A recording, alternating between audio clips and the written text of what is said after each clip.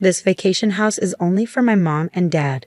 Your parents can't stay here, my husband declared, surprising me with his words after buying a fancy vacation house worth $1 million. So that's what this is all about. I realized his intentions and felt fed up. Okay, but you'll regret this decision, I warned him. Never come near me again, Terry smirked, folding his arms. If that's how it is, I won't be nice either. I'll make him sorry. My name's Kathy. I married Robert 4 years ago and we've been living together happily. We don't really have any hobbies, so we've been saving a lot of money. If I had to pick one thing we splurge on, it's probably making fancy coffee on weekends. Oh, by the way, isn't your mom's birthday coming up soon? I asked Robert while holding a freshly brewed cup of coffee. We're both in our mid-30s. Robert's parents just turned 60 this year, a year before mine. What if we give them a spa getaway as a birthday gift? It could be a lovely treat, don't you think? I suggested.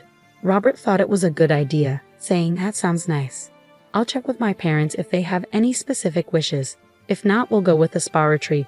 It's like hitting 2 birds with 1 stone. I didn't mean it that way, I clarified. I know, just kidding. Next time I see my parents, I'll bring it up with them. Kathy, can you find some good spas? Robert asked me. Sure thing.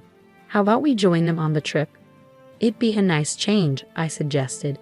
2 weeks went by, and my mother-in-law's birthday was approaching quickly. We should book the spa soon.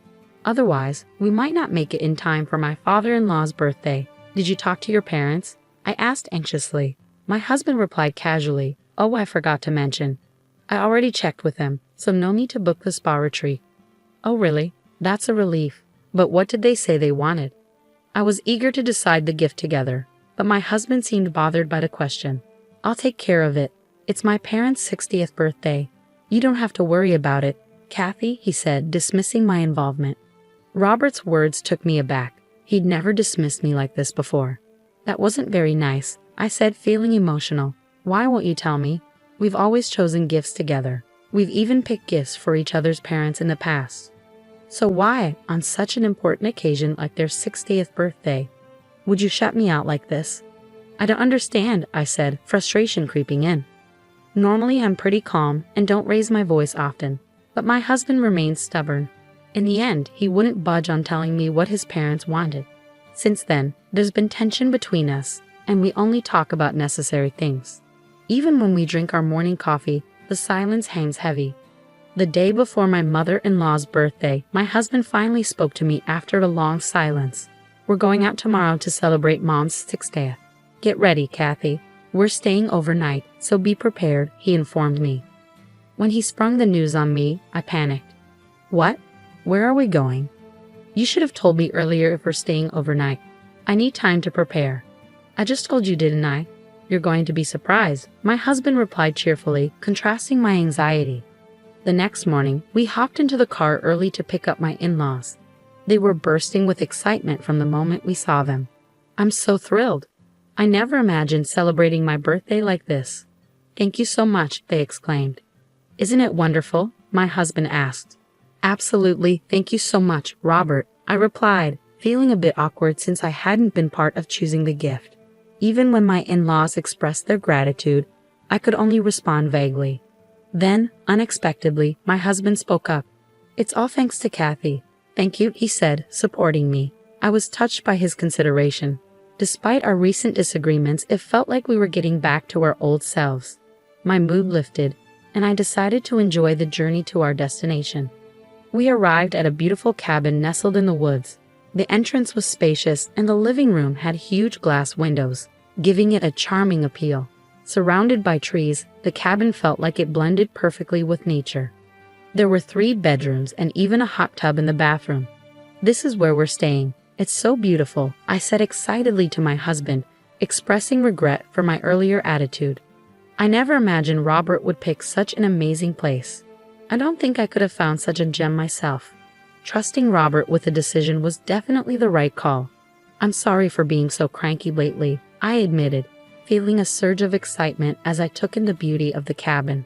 Then, out of the blue, my husband said something unexpected. It's no big deal. If it were just me, I wouldn't have been able to afford this cabin. It's all thanks to Kathy that we have it. What? I was suddenly speechless. As my mind raced with questions, my in-laws chimed in. Thank you, Kathy. We never expected such a wonderful gift, did we? We were thinking about getting a new place for ourselves when we turned 60, even considering living together. But remember, we decided against that, right?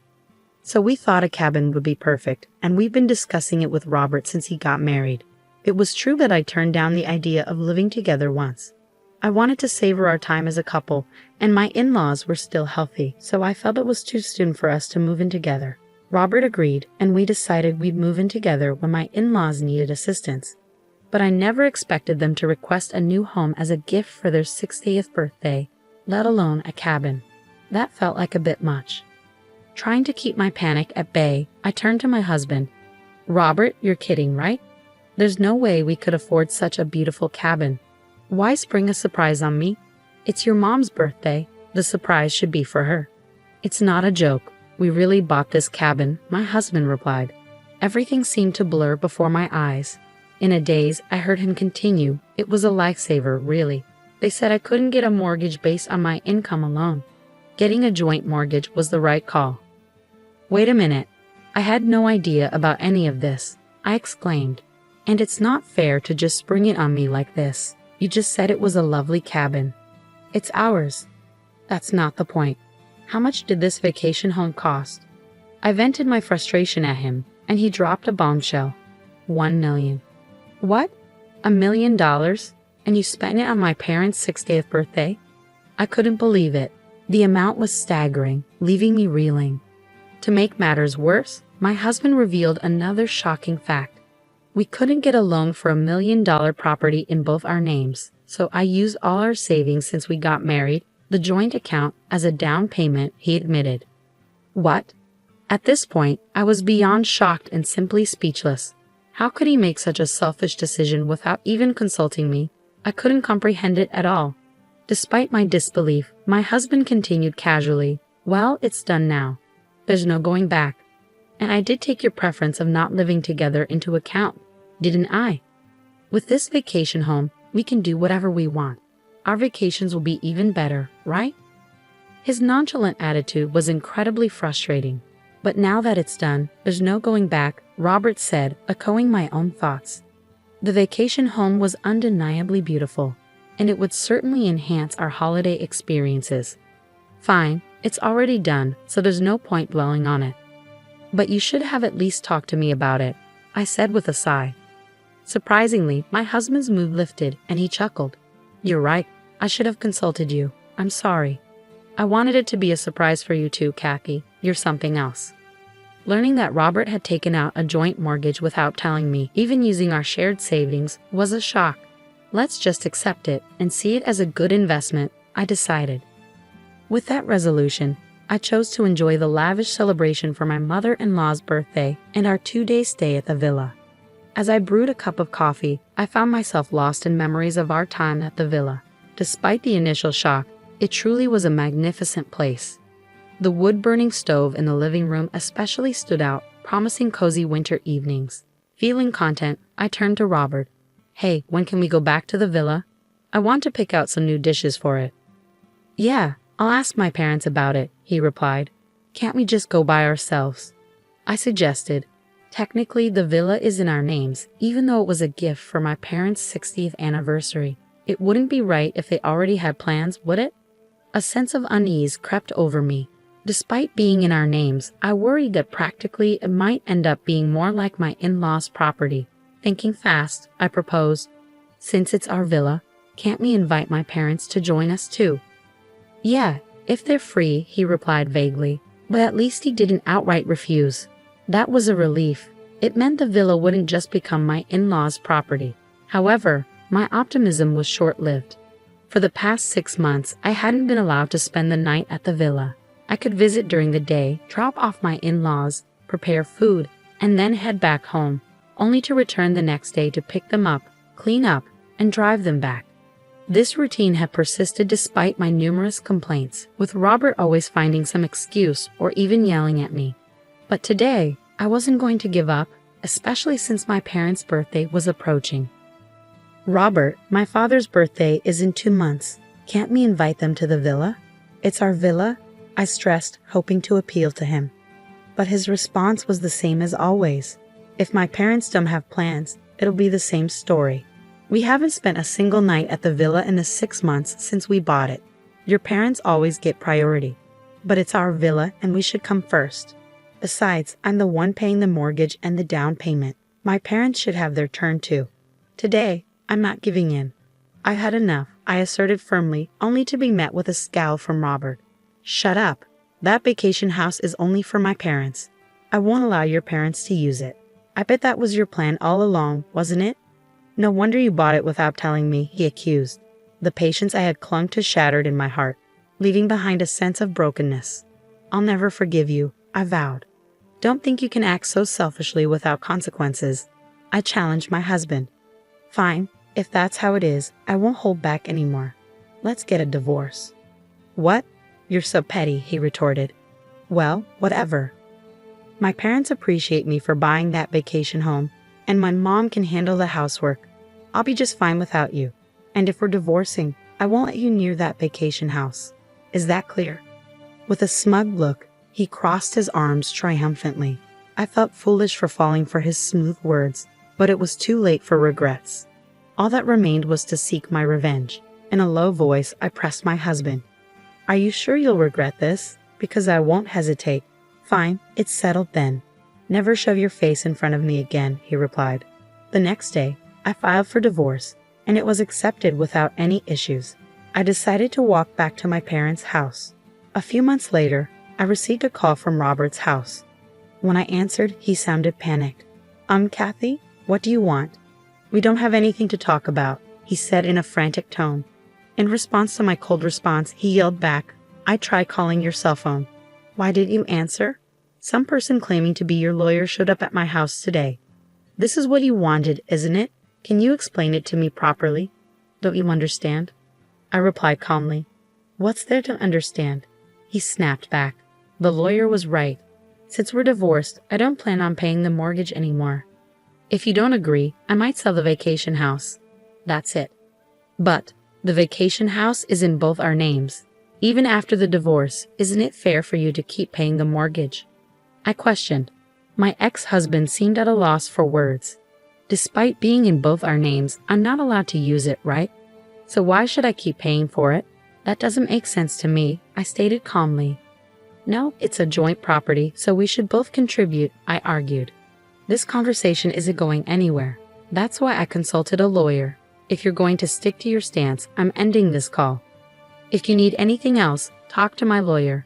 I don't have time to deal with this unreasonable behavior. I have my own affairs to attend to. Wait, hold on. I messed up. How about we take turns using the vacation house? I suggested. You mean I keep paying the mortgage and you let me use it sometimes, he clarified. I don't have any attachment to that vacation house anymore. I've already bought a new one, he revealed. Wait, what? I exclaimed. Yes, I gifted the vacation house to my parents for their 60th birthday. It's not $1 million estate, but a cozy cottage they love. Are we done here? I don't have time for small talk, he said firmly. Wait, please, I interjected. I resigned from my job, he informed me. What? Why? I asked. It was probably my father's doing, right? He's an executive in a top-tier company with many connections.